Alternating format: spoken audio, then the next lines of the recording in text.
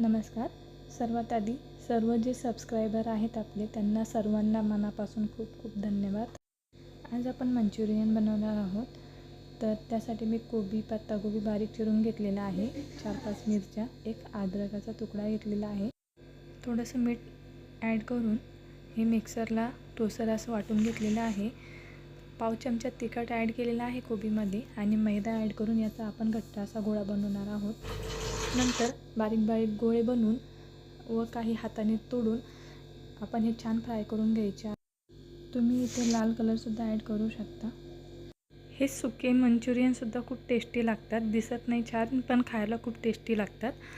तरीसुद्धा आपण ग्रेव्ही बनवणार आहोत. तर मी कढईमध्ये तेल टाकलेलं आहे. कांदा उभा असा बारीक चिरून घेतलेला आहे.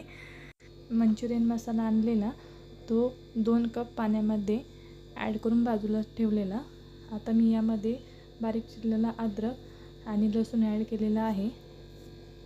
छान फ्राय करून घेतलं आहे आणि जे मिश्रण आहे त्यामध्ये ॲड केलेलं आहे आणि एक उकळी आणलेली आहे. त्यानंतर आपण जे मंचुरियन बनवलेले ते त्यामध्ये ॲड केले. खूप टेस्टी लागतात. एकदा नक्की ट्राय करून बघा. आवडलं तर लाईक करायला विसरू नका. नक्की बनवून बघा. कमी खर्चात मंचुरियन. धन्यवाद.